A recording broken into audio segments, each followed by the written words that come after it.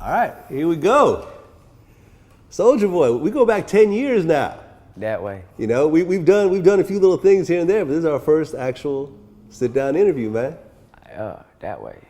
You know, you in the game strong over 10 years now. You know, not a lot of people pull that off.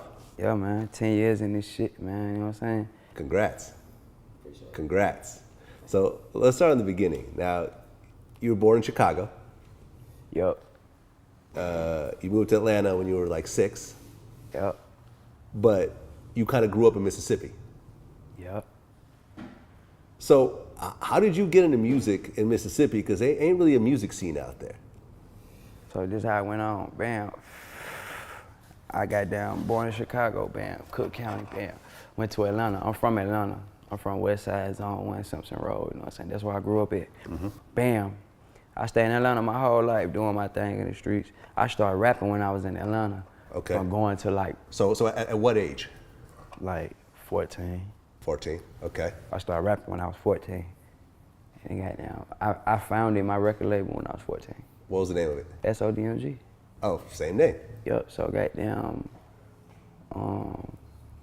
bam, I started rapping in Atlanta. I went to Mississippi and just got on. My daddy gave me a studio, so that's, you know what I'm saying? I ain't never had no place to record or shit like that. So when you say he gave you a studio, what does that mean? I mean, he gave me a studio. When I got to Mississippi, like he at his gave house? me a studio. At the house? Yup, at the house. Okay. Now when you say studio, like what kind of equipment did it have? Well, it was just a computer, you know what I'm saying? But I had the mic, that's all I needed. Fruity Loops, you know, I make beats on Fruity Loops, and I was recording on this shit called Acoustica Mixcraft. You did. So bam, I was recording on Acoustica and making beats on Fruity Loops.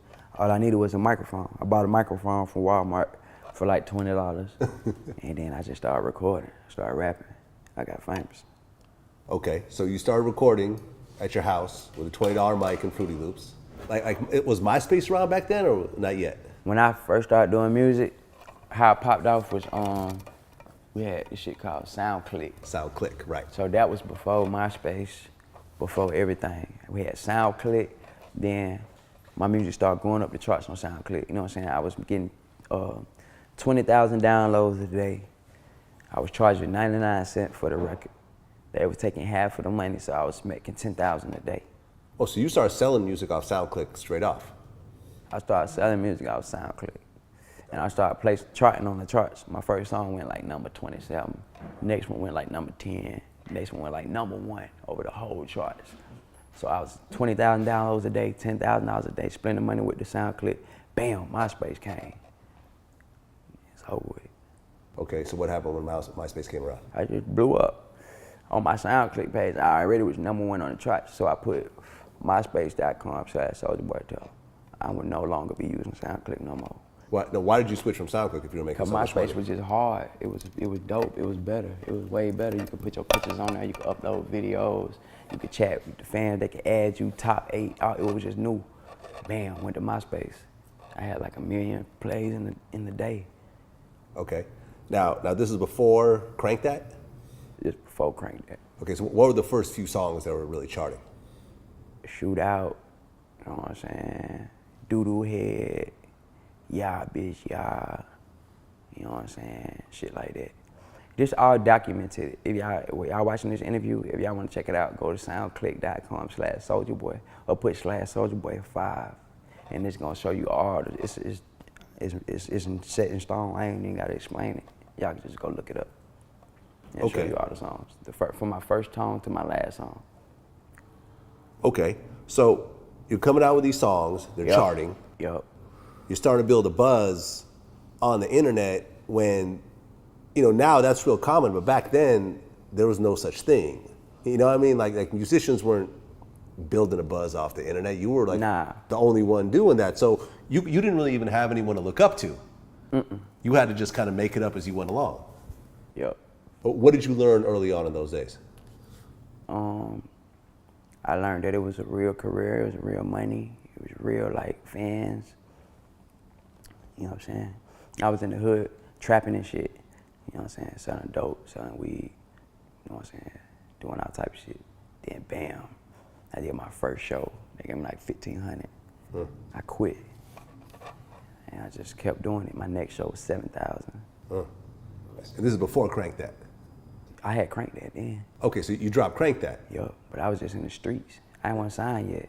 Crank That came out before the deal. They just blew it up when I got signed. Right, because you actually put Crank That out yourself first. By myself. Okay, so you're putting these songs out,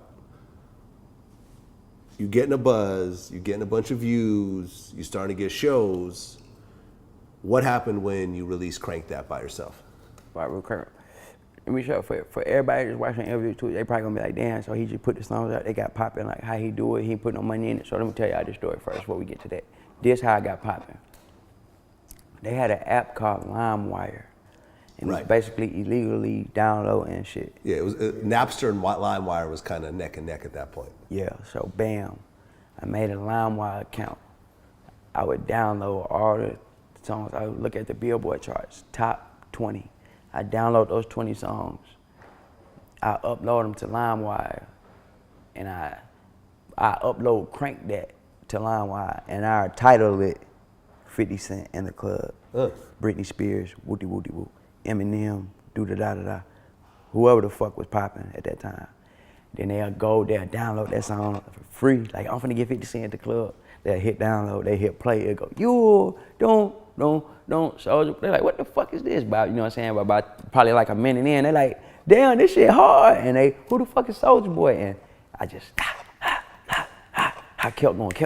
I like, damn, look, they downloaded 50 Cent in the club 50,000 times. That means 50,000 people just heard Soulja Boy. You know what I'm saying? Yeah. So that's how I got popping. And bam, when I dropped Crank That first, ain't nothing happened. You know what I'm saying? It was just a regular song. I was riding around to it in the streets every day, just playing it. Soulja Boy, I ain't really had no dance to it yet or nothing. It was just a song. And I was just riding around bumping it. And it was just another song that everybody thought was bumping. I did my first show, I performed it. They thought it was hard, but it wasn't, you know what I'm saying? It wasn't what it was. Right. And then out of nowhere, that shit just blew the fuck up. It started taking off. I got 7 million plays on MySpace. You know what I'm saying?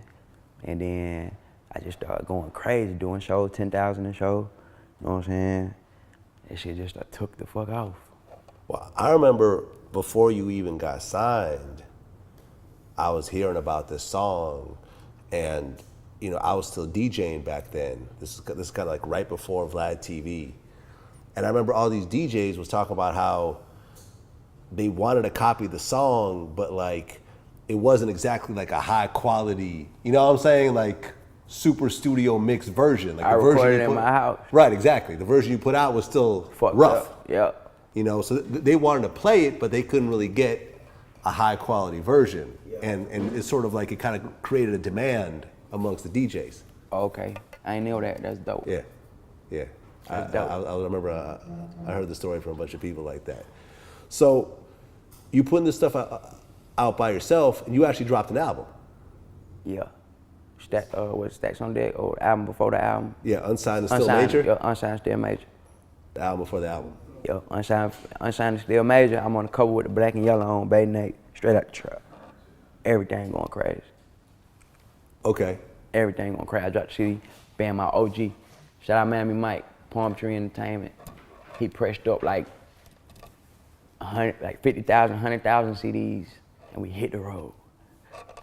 That shit was hard. So you were pushing your own independent album that you pressed up yourself, no deal, no money, you know, no major money, just all yourself. All by myself. Me and my OG, Miami Mike, PGE.